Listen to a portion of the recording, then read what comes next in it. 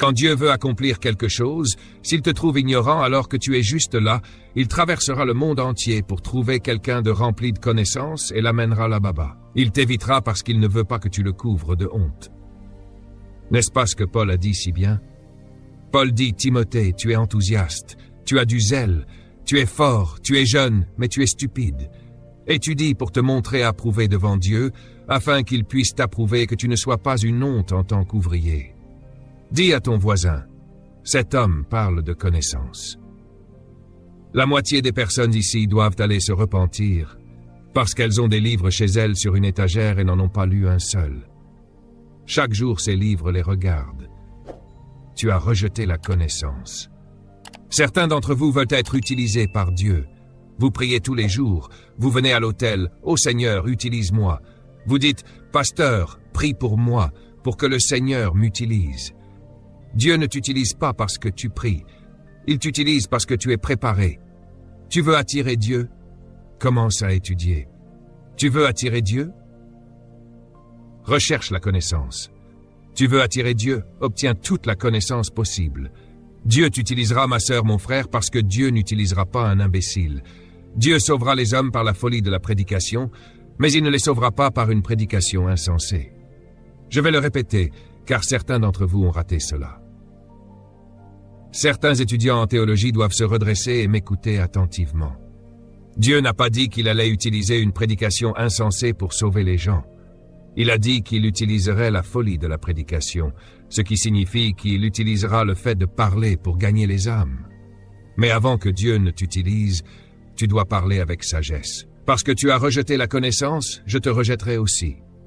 Regarde la déclaration suivante. Tu ne seras plus prêtre pour moi.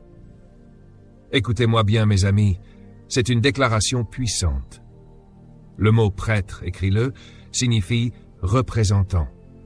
Le mot hébreu ici signifie représentant de Dieu. Dieu dit, si tu es ignorant, tu ne me représenteras pas. Je vais m'assurer que lorsque tu diras aux gens que tu me représentes, je leur dirai que je ne te connais pas. Si tu es ignorant, ne dis pas aux gens que tu viens de moi. Ne leur dis pas que tu es mon enfant. Pourquoi? Parce que je ne veux pas qu'une personne stupide et insensée me représente. C'est dur. 1. Il dit, parce que tu es ignorant, parce que tu n'as pas la connaissance de la révélation divine, je ne veux pas que tu me représentes devant les gens. J'ai entendu certaines des prédications les plus déprimantes, humiliantes et décevantes dans l'Église à travers le monde. J'ai entendu des prédicateurs monter en chair, cracher, crier, s'étrangler et prêcher dans l'erreur, dire des absurdités. Ils ne connaissent pas la Bible.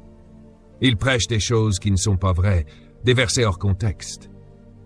Mais ils prêchent avec zèle. J'ai entendu certaines émissions de radio que, même en tant qu'homme de Dieu, je dois éteindre moi-même. Elles m'irritent, elles me mettent mal à l'aise, elles me font honte d'être même associé à Dieu. Dieu veut que son peuple, dans ce siècle à venir, soit une Église capable de parler avec une telle dignité. C'est une vérité si puissante et une révélation si profonde qu'aucun homme ne puisse résister à leur lumière. Que lorsqu'ils parlent, la lumière jaillisse, détruisant l'ignorance dans l'esprit des gens, et qu'ils deviennent remplis de lumière, recevant ainsi Christ. Savez-vous pourquoi vous avez été influencé par moi, même avant de me rencontrer? Vous avez lu mon livre, écouté une cassette, vu une émission télévisée, et vous vous êtes demandé « Qu'est-ce qui est si différent chez ce gars séduisant ?» Laissez-moi vous dire la différence. J'ai demandé à Dieu « Seigneur, donne-moi la connaissance révélée. Chaque fois que je parle, que ce soit une révélation. Que la lumière sorte de ma bouche. » Et vous êtes là et vous dites « Oui, ce qu'il dit, la lumière s'allume. Je le vois dans vos yeux maintenant. » Vous dites « Oui, ce qu'il dit, la lumière vient de s'allumer. » C'est cela, je transmets la vie. Jésus a dit « Les paroles que je vous dis sont esprit et vie. » Et Dieu dit « Vous aussi, vous êtes la lumière du monde. » Cela signifie que lorsque vous rentrez chez vous ce soir, lorsque vous retournez au travail lundi matin, vous devez entrer dans cet endroit, et à chaque fois que vous parlez, la lumière doit jaillir. Vous avez tellement de vérités révélées sur la vie que lorsque vous parlez et traitez des problèmes, vous apportez les principes de Dieu, et cela illumine toute la réunion. Vous savez, beaucoup de gens sont sauvés depuis 40 ou 50 ans, et n'ont jamais lu toute la Bible. Ils lisent leurs passages préférés. Psaume 23, Jean chapitre 3, verset 16. Certains sont sauvés depuis 20 ans et n'ont jamais lu Sophonie. Si vous leur demandez ce qui est écrit dans Michée chapitre 3, ils ne peuvent pas vous répondre, mais ils sont sauvés depuis 40 ans. Je ne suis pas impressionné par la durée de votre salut. Peu m'importe depuis combien de temps vous êtes sauvés. Si vous ne lisez pas la Bible et que vous n'avez pas la connaissance, ma sœur, mon frère, vous êtes dans les ténèbres, et vous répandez ces ténèbres. La Bible dit, si ton œil est en bon état, tout ton corps sera éclairé, mais si ton œil est en mauvais état, combien seront grandes ces ténèbres? Jésus nous dit clairement, si vous êtes ignorants, vous allez contaminer les autres. Alors taisez-vous. Vous êtes-vous déjà demandé pourquoi Dieu a utilisé Paul plus que Pierre? Vous n'y avez jamais réfléchi? Pierre a vécu avec Jésus. Il a dormi avec lui, mangé avec lui. Il a été personnellement ordonné par Jésus. Pourtant, quand Dieu a voulu révéler les profondeurs de son Église et son plan pour l'humanité, il n'a pas pu utiliser Pierre. Car Pierre n'avait pas l'éducation nécessaire. Paul, lui, était le meilleur diplômé de l'école de Gamaliel. Il connaissait la loi et les alliances en profondeur. Il avait étudié les livres de Moïse en détail. Paul disait, « J'étais le plus fervent des pharisiens. J'ai surpassé tous les autres en connaissance. » C'est pourquoi, lorsque Dieu a voulu révéler les choses profondes sur la résurrection, la rédemption et le retour du Christ, il ne pouvait pas passer par Pierre, car Pierre ne connaissait que le langage des pécheurs. C'est pour cela que Pierre n'a écrit que 2 livres du Nouveau Testament, alors que Paul en a écrit la majorité. Et il est prouvé historiquement que les 2 livres attribués à Pierre ont été dictés à Marc, car Pierre ne savait pas écrire correctement. Vous êtes-vous déjà demandé pourquoi, lorsque Dieu a voulu un homme pour libérer son peuple d'Égypte, il a choisi un diplômé de l'université? Moïse n'était pas ignorant. Il avait été éduqué dans les meilleures écoles. Il était le fils favori de Pharaon. Il maîtrisait toutes les sciences de l'Égypte. C'est pourquoi, lorsqu'il est allé parler à Pharaon, il pouvait discuter avec lui à son niveau. Pourquoi Dieu a-t-il choisi Joseph pour être vice-président d'Égypte et pas l'un de ses frères? Parce que Joseph était allé en Égypte, avait étudié, obtenu les meilleures qualifications et était devenu le favori de Pharaon. C'est lui que Dieu a utilisé pour sauver des nations entières. Pourquoi Dieu a-t-il utilisé Daniel pour être secrétaire d'État en Babylonie? Parce que Daniel était brillant. D'ailleurs, l'une des choses qui ont attiré Nebuchadnezzar vers Daniel, c'est qu'il lui a dit « Tu es rempli d'excellence et de sagesse ». Mes amis, vous pouvez crier, parler en langue, rouler par terre, tomber sous l'onction. Mais vous devez acquérir la connaissance.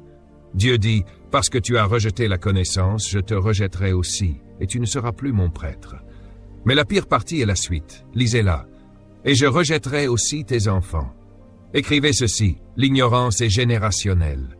Écrivez aussi ceci, l'ignorance est transmissible. Dieu dit, si tu es ignorant, tes enfants le seront aussi. C'est une vérité évidente. Si vous ne connaissez rien et que vous enseignez à vos enfants tout ce que vous savez, vous leur transmettez votre ignorance. Ou pire encore, si ce que vous savez est faux et que vous le transmettez à vos petits-enfants, alors vous venez de transmettre l'erreur sur plusieurs générations. Écrivez ceci, l'ignorance est personnelle, mais jamais privée. Nous devons être conscients que nous sommes responsables de la génération qui est sous notre influence. Autrement dit, vous devez étudier non seulement pour vous-même, mais aussi pour vos enfants et vos petits-enfants à naître.